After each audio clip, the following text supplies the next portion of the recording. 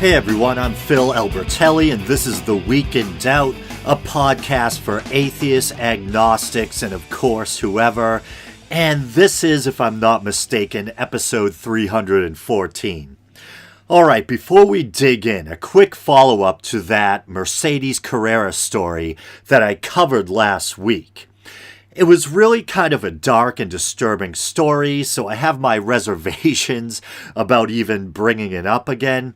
But she issued a statement, I think the day after I published that episode, so I figured in the interest of fairness, I should probably read it.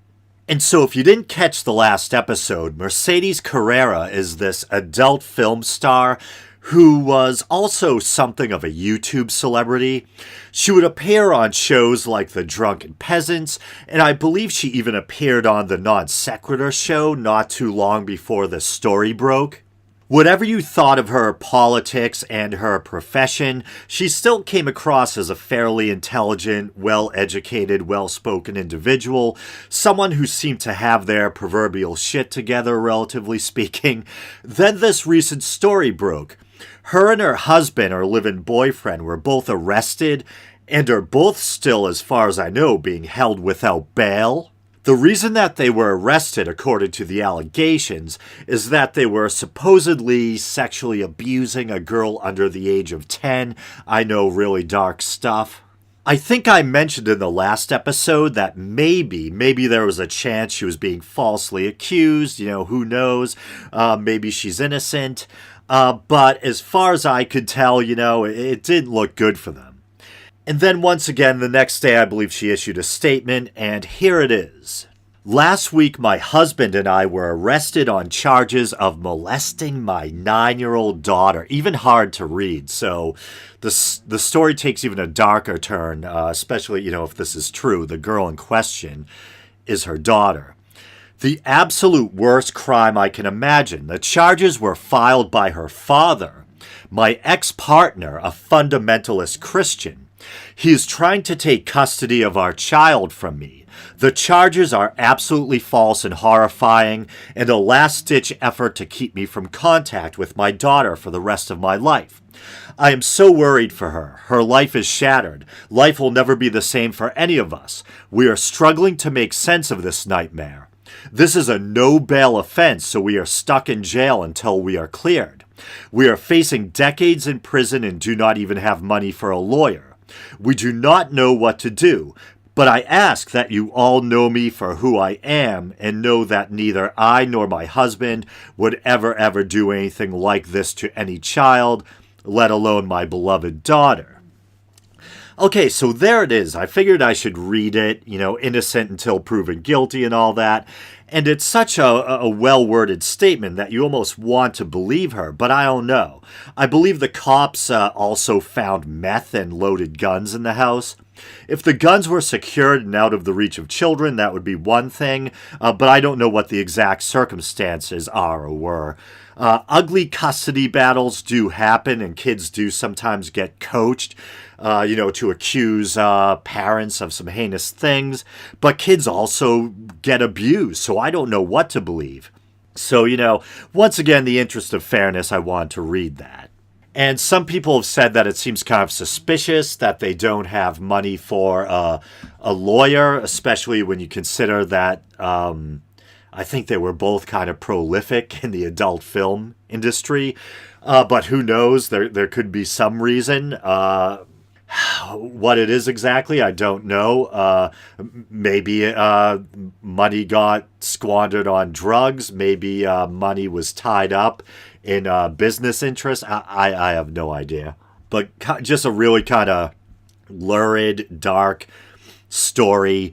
And, let's move on. So the next story involves Chris Pratt. He was recently called out by fellow celebrity Ellen Page for attending a supposedly anti-LGBT church. And it's funny, I actually like both of them. I've liked Ellen Page since Juno, and I really like Chris Pratt in those Guardians of the Galaxy movies. And this isn't the first story involving Chris Pratt and religion. I believe he mentioned God during an awards ceremony or something not that long ago.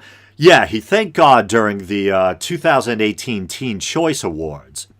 To be honest, it kind of took me by surprise when I found out he was religious. For some reason, maybe because of his irreverent sense of humor or whatever, I just never pinned him as the religious type. But let's take a look at this article. And this is from NBC News. And once again, I'm using a screen capture tool, hoping I'm not a glutton for punishment. Just to be safe, lesson learned the hard way, I'm actually also recording the audio via GarageBand in case the audio via the screen capture tool comes out riddled with glitches again. So this article is entitled Chris Pratt Responds to Ellen Page Calling His Church Anti-LGBTQ. Page called Pratt's Hillsong Church, quote-unquote, infamously anti-LGBTQ. Man, does that Q make a difference. I'm kind of lazy. That acronym already kind of wins me, just the LGBT. And the Q, I have to almost reach for my albuterol. Last week, but the quote-unquote Guardians of the Galaxy star said, quote-unquote, once again, maybe that's the drinking game of the week every time I say quote-unquote, nothing could be further from the truth. And this is dated February 12th. And even though this is on an NBC site, it says the story is coming from Variety.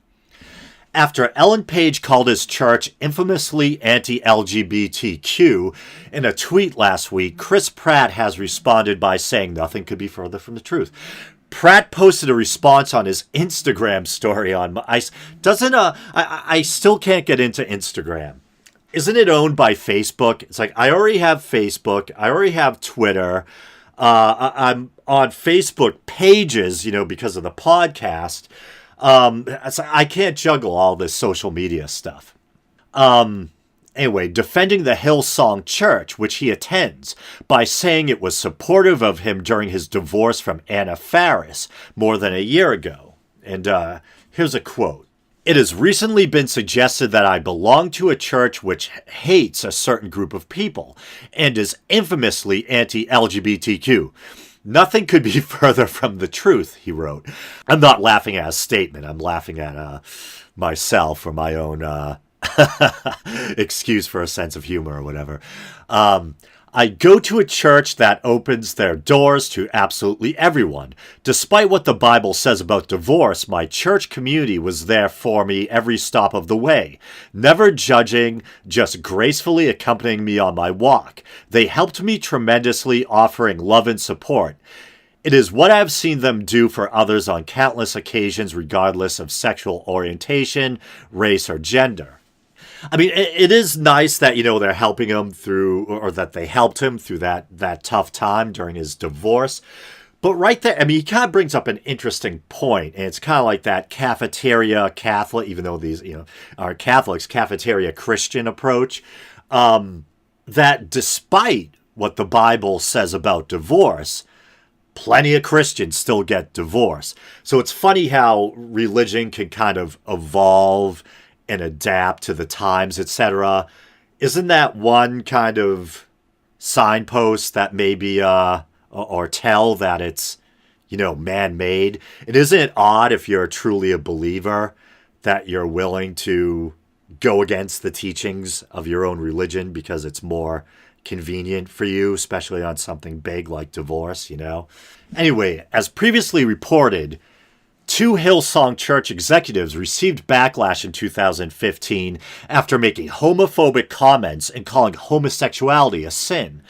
Page tweeted her criticism of the church after Pratt appeared on The Late Show with Stephen Colbert and talked about his religious side.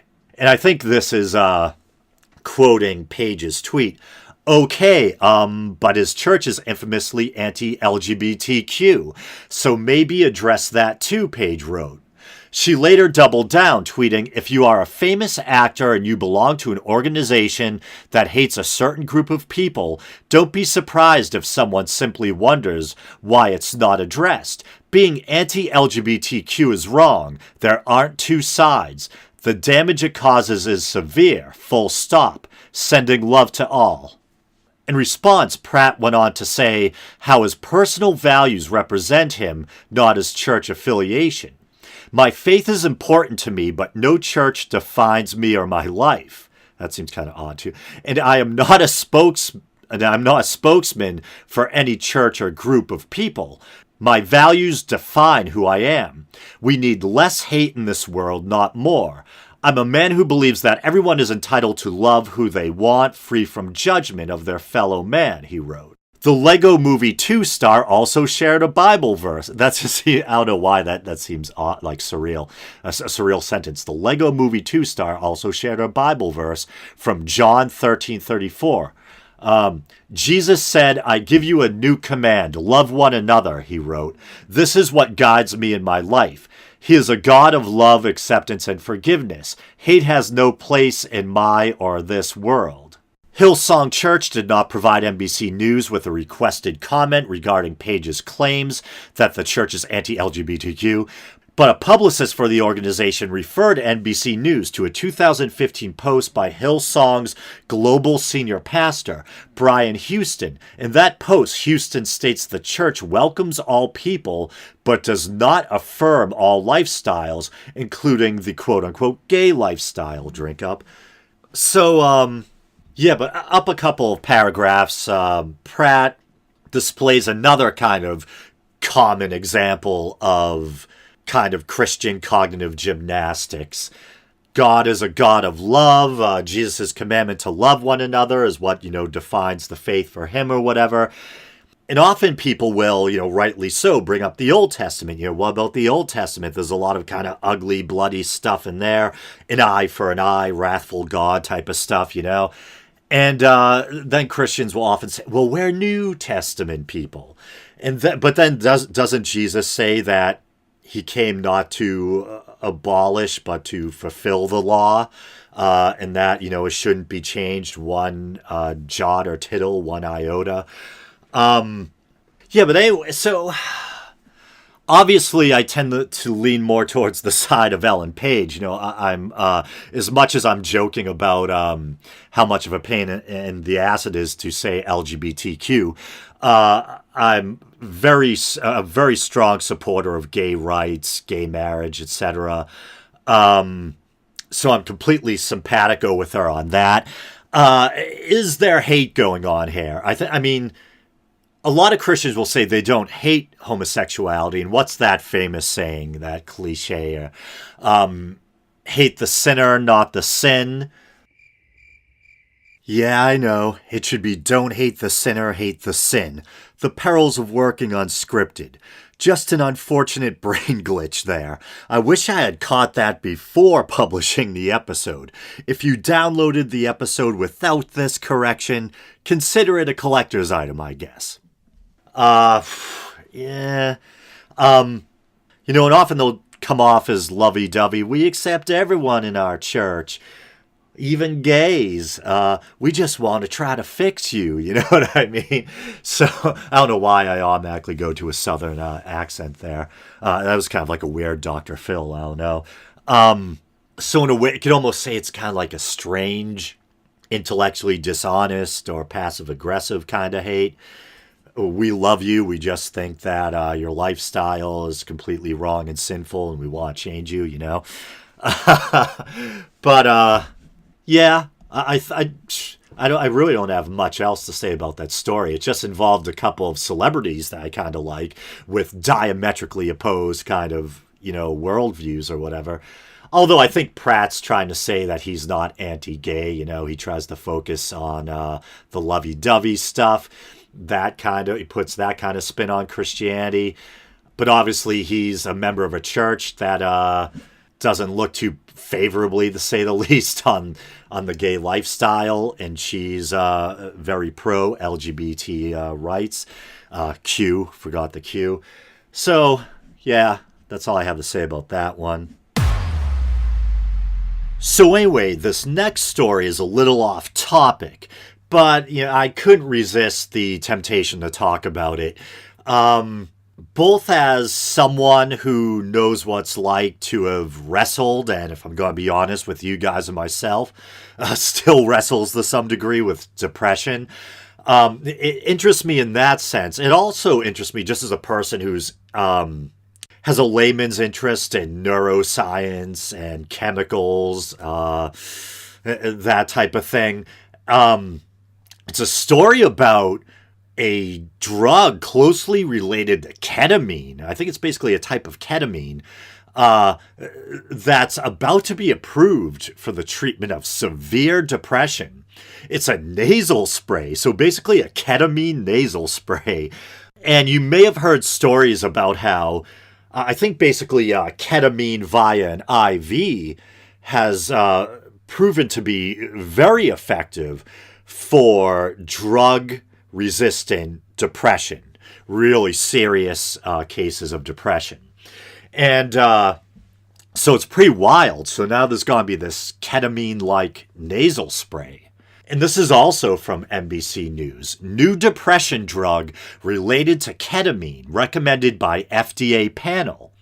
Experimental nasal spray is intended for people with severe depression who aren't helped by other treatments or therapies. And I don't know if I should make a digression into some embarrassing personal stories, but I think twice in my life I've tried ketamine. One time was back in my 20s at the end of a night of partying. Had been out at this club that I used to go to with my friends. It was actually where I first met one of my best friends, a female friend I often allude to on the show, but usually I don't use her name because, I'm trying to err on the side of privacy. But I can't even remember if the ketamine actually did anything for me. It was literally probably like somewhere between 5 and 7 in the morning. I had been drinking all night. Who knows what else I was doing. And I can't really recall if the ketamine did anything significant to add to my already altered state of consciousness. And I believe I took it by, I think it was rolled up like a joint or something. I don't know. And then maybe like 4 or 5 years ago. I hope no family members are listening to this. And I've actually mellowed out a lot since. I had that kind of come to Jesus moment, figuratively speaking. Don't worry, still an atheist, agnostic atheist. When I really just got horribly, horribly drunk at a friend's party. And that was kind of a game changer for me.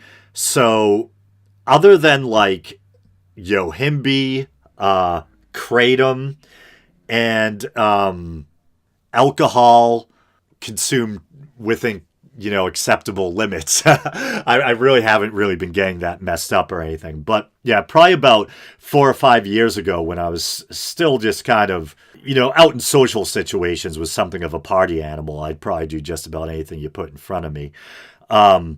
Someone at a party had this white powder, said it was ketamine, and wanted to know if I wanted to buy some. And I was already shit-faced. And with me, if I'm already if I'm already drunk, I'm far more likely to make stupid decisions. And, my inhibitions are lowered, and I'm more likely to try other substances. And so stupidly, I'm like, oh, okay. So I bought this little bag of ketamine, and me and a few friends did it. And I guess other people at the party were also doing it. They had also purchased it from this guy or whatever. And I remember the guys seemed to enjoy it. They seemed kind of like they were in a fairly euphoric state, but nothing too pronounced. I noticed that the two girls who took it that were hanging out with us, it seemed to have more of an effect on them. They became very kind of like blissfully sleepy. Like they just wanted to lie down and kind of drift off with a smile on their face. And me, I don't know if I'm just a weird. Well, I know I'm a weirdo, but I don't know if I have my own strange physiology, if I'm just wired differently, or if maybe it had interacted with my antidepressant or something like that. But for me, it did the opposite of what you'd expect from ketamine. It actually kind of energized me, and I felt like on top of the world. I just felt amazing. And who knows, maybe it was temporarily lifting, my depression that I didn't even know I was, dealing with to that effect at that time. You know what I mean? Maybe I was more depressed than I thought. And as someone who suffers from depression, maybe it just kind of lifted the fog or something. I don't know. But I wouldn't advise buying, I wouldn't say he was a stranger. It's kind of an acquaintance. I wouldn't advise buying white powder from strangers and stuffing it up your nose.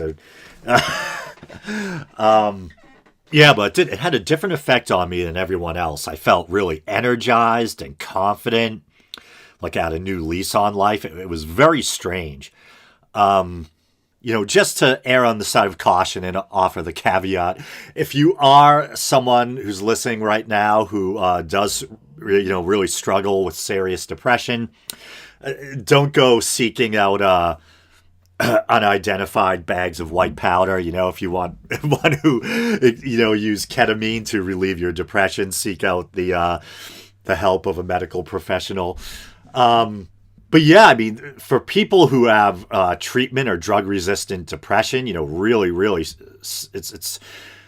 I feel bad for those people because, I mean, me, I might bitch about the side effects of antidepressants sometimes, but at least for me, there's, more common treatments that my depression responds to, or that I respond to. And primarily the reason why I take antidepressants is because of those chronic migraines I tend to get. And, it's kind of what came first, the chicken or the egg kind of situation. Did the headaches come first and cause the depression, or did the depression come first and cause the headaches? Because physical pain can be a symptom of depression. I don't know. I always assume, I mean, when I look back in the past, I think even before I knew what to call it, I think even as a kid, I wrestled with a certain degree of depression and anxiety. And I didn't really come to terms with it until I was probably in my early 20s. And the headaches, they were just so horrible. And I was at my wit's end. I needed help for them. That was kind of what triggered me to finally, kind of look myself in the mirror and say, you've got a problem here. It's not just the headaches. You've been carrying some baggage around for a long time, and there's something else going on besides the headaches. But I was in a couple of bad car accidents in my early 20s. Neither of them my fault. I've talked about it on the show before. In one accident, I was a passenger, and my friend blew through an intersection, and we got T-boned, and my head went off the windshield and off the side window. Then not too long after that, I was caught in bumper-to-bumper traffic on the highway, and a speeding van plowed into the line of traffic I was in. My car went into a ditch off the highway, was stopped by a tree. Thing basically crumpled like an accordion. Airbag went off in my face. The next day, I literally had to use my own hands to help pull my head off the pillow. So my head and neck have been brutalized. I don't fully understand the physics of a car crash, or how much speed and pressure you're dealing with when you hit your head in a car accident. But I know it ain't good. And humans weren't designed for that. You know what I mean? So I always assumed that my chronic migraines, maybe they were exacerbated by depression, anxiety, and stress. But I thought they were probably at least partially rooted in head and neck trauma. But a new neurologist I saw a year or two ago said, it's probably hereditary or something that just kind of developed naturally, unfortunately, or whatever. But I'm still not 100% convinced. I mean, your head gets bounced around during a serious car accident. I don't see why you couldn't conclude that there's a chance that it may have had something to do with the development of chronic head pain. I used to have the occasional migraine before that, but nothing compared to those chronic, almost 24/7 headaches I developed. And the only thing that takes care of those headaches is serotonin drugs, antidepressants. So anyway, yeah, once again, I found this story on an NBC page, but this time the story's from Reuters, apparently. An experimental nasal spray, which has a compound similar to the club drug ketamine, special K, watch out for that K-hole, has been recommended as a new depression treatment by an advisory panel to the Food and Drug Administration Tuesday. The influential panel voted 14-2 in favor of Johnson & Johnson's drug S-ketamine. Okay, it looks just like ketamine, but with an ES prefix. A treatment developed to treat major depression in patients who have not benefited from at least 2 different therapies. The panel said the benefits of the nasal spray outweighed the risks. Side effects include dizziness, nausea, and an unpleasant feeling of dissociation, according to the company. One member in the panel abstained from voting. So that mention of dissociation, that is a classic side effect of ketamine. And I think that's, serious episodes of dissociation or what. I think that's when people talk about the K-hole, when you sink down into that kind of, that dark rut or whatever during a ketamine high. I myself, that second time I did ketamine, I didn't experience any dissociation that I remember. Quite the contrary. I felt like I was, I felt unbelievable. But yeah, that's supposed to be very common with ketamine. It's weird. I'm just using my little dictionary app, and it has 3 different definitions for dissociation. And the one that's supposedly the psychiatric definition, separation of normally related mental processes resulting in one group functioning independently from the rest, leading in extreme cases to disorders such as multiple personality. So yeah, it can be kind of like a feeling of detachment from reality or detachment from yourself, not quite, feeling right. I think I have experienced some degree of dissociation while doing pot. I think I did, a friend gave me like half of I forget what the heck kind of candy it was. It came in this cute little wrapper and everything. Looked just like a piece of candy. And he actually cut it up because it was so potent, gave different pieces to different people. And he gave me the biggest portion for some reason. And it was actually after I had that horrible experience with a bong hit. And this time around, I'm like, okay, I'm kind of, it's kind of becoming old hat. I know what it's like to have a pot freak out. So I was able to kind of, strap myself in and navigate through it kind of better because I had already experienced some harrowing pot ordeals before that. But I do remember feeling just like kind of disconnected from reality, like having a conversation with other people, and they seemed to think I was fine. They couldn't tell anything was wrong with me. But inside, I'm just trying to grip on for dear life to reality. I'm like, oh no, what the hell is going on? I just didn't feel like myself for some reason. Felt kind of like disconnected from my usual self, like almost like this weird observer, or felt like removed or disconnected from normal reality. Not a pleasant feeling. But here's a quote. I think esketamine, if that's how you pronounce it, has the potential to be a game changer in the treatment of depression. I use the term potential because the issues of cost and patient accessibility need to be addressed, said Walter Dunn, a panel member who voted in favor of the approval. The nasal spray acts quickly, showing benefits after 4 hours. The hope is that the spray can help the 30% to 40% of patients with major depression who don't respond to antidepressants, most of which take at least 4 weeks to take effect. Currently, Eli Lilly's Symbyax is the only FDA-approved drug for treatment-resistant depression. And here's a little video. Maybe I'll play it. It's known as Special K, a psychedelic drug popular in dance clubs and highly addictive.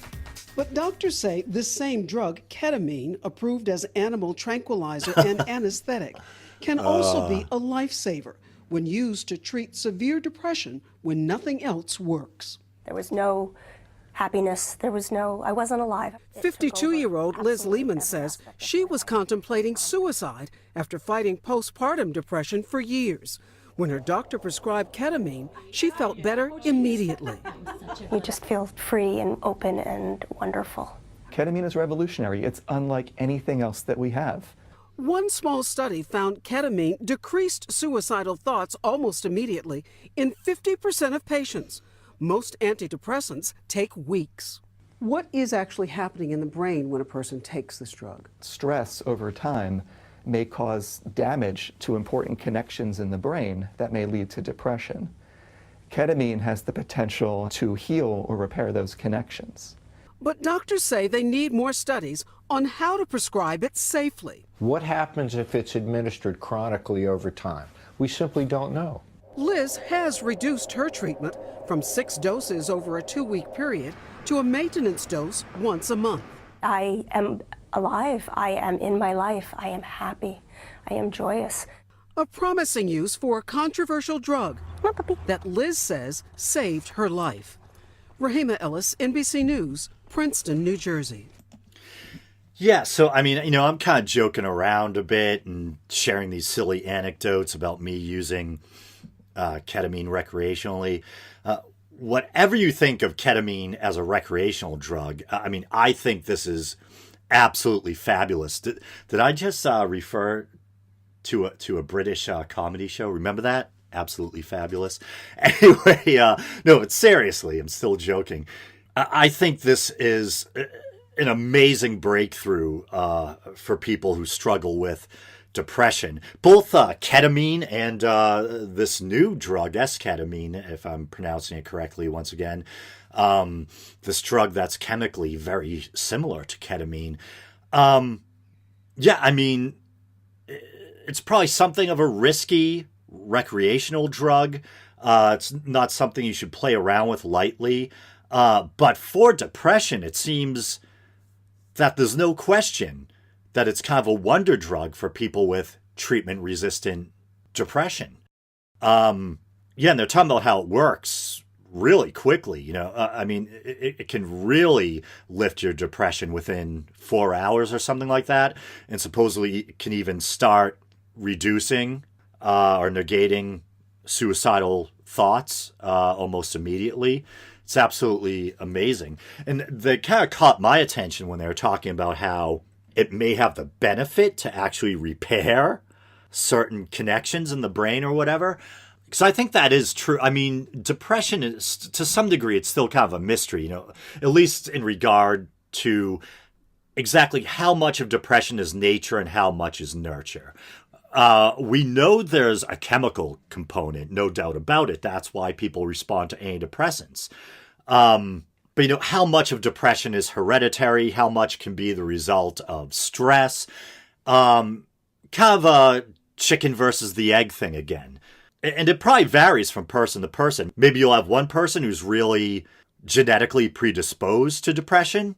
And then you might have another person who might not have really had to worry about wrestling with depression genetically, but had to deal with a lot in their life, a lot of stress, adversity, etc. And maybe that chronic stress eventually takes a chemical toll and kind of rewires your brain, and causes a chemical imbalance, a depletion of serotonin or certain feel-good neurotransmitters or whatever.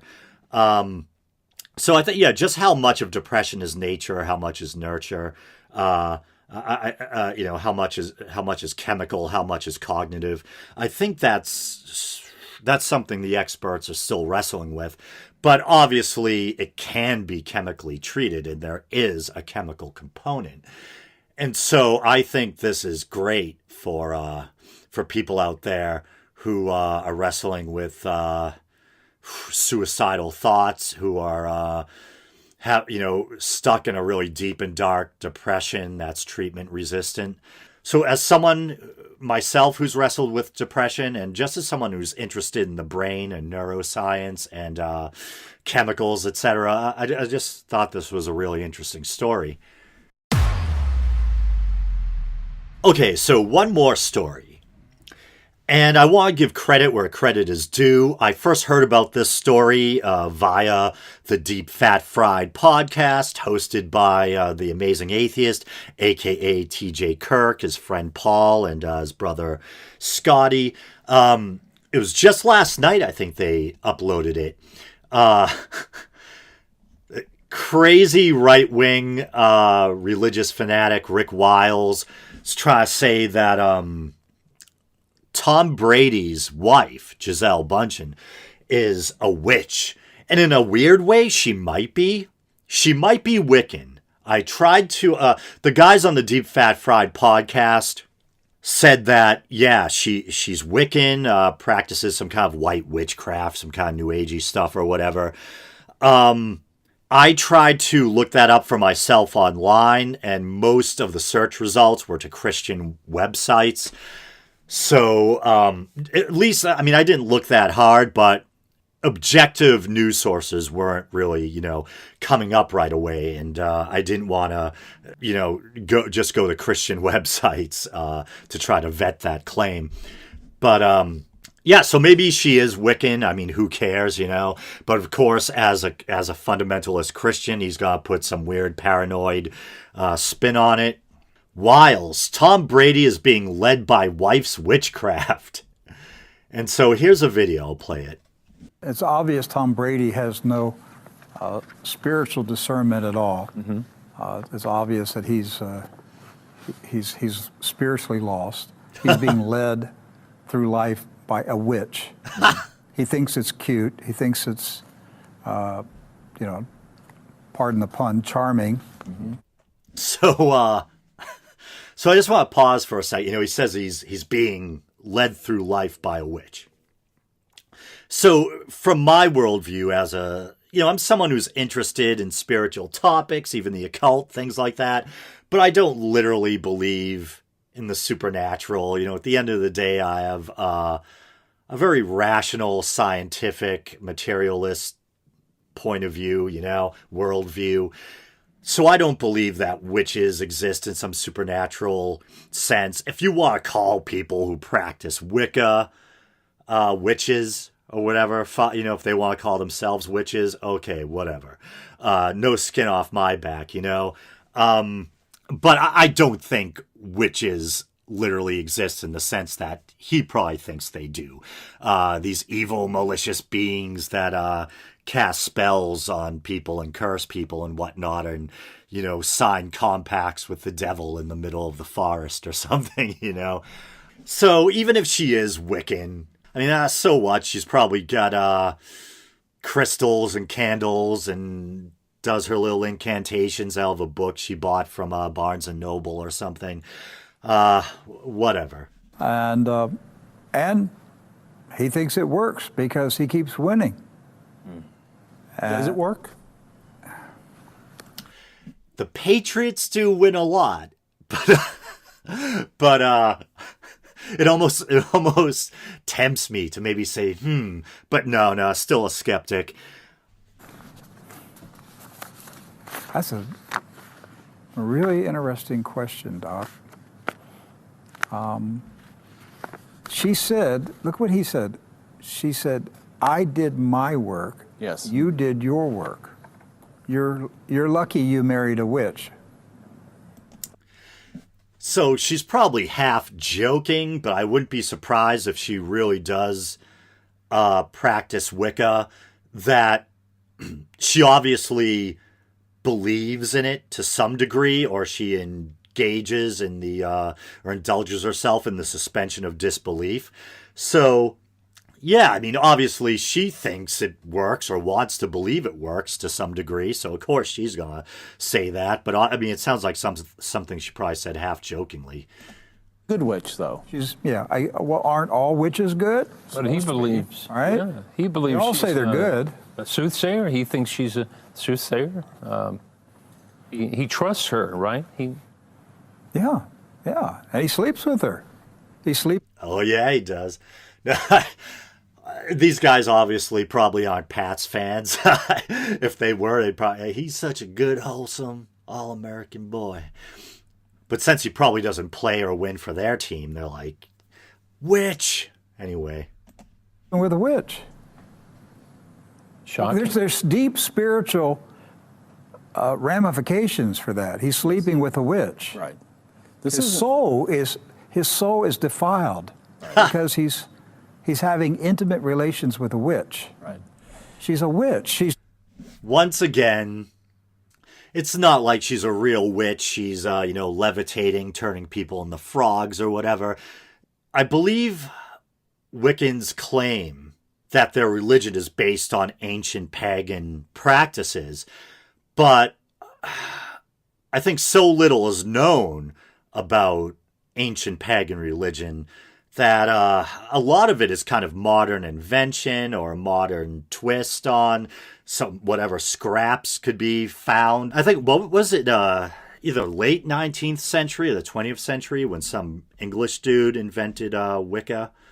Wicca, also termed pagan witchcraft, is a contemporary pagan new religious movement.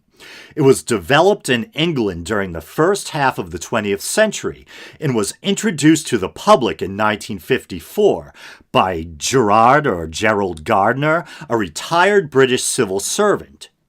Wicca draws upon a diverse set of ancient pagan and 20th century Hermetic motifs for its theological structure and ritual practices. So she's probably got a bunch of glossy paperback books she bought online and goes around the house chanting or something. But I don't think we're in any real supernatural danger from Giselle Bundchen. She's not just somebody who has some goofy New Age ideas. She's a witch. Yes, she is. And there's that Right Wing Watch music that if you're depressed, it may make you feel like you want some ketamine, like I'm being lowered down into the ground. Really is a morbid sounding jingle, but I love making fun of it. But I actually like Right Wing Watch. I scavenge a lot of the videos that I cover on the show from them. But that being said, I guess I'll call this one a wrap. Thanks for listening, guys. You know the drill. Please like the Facebook page. You can follow the show on Twitter. You can watch on YouTube. Maybe you're doing that now. If you want to help the show out monetarily, you can use the PayPal widget at the bottom of the Podbean page. There's all that famous alliteration. Or you can go to patreon.com/theweekindoubt and help the show out. Fund what I do here for as little as 99 cents a month and stop anytime you want. All right, brothers and sisters, until next time.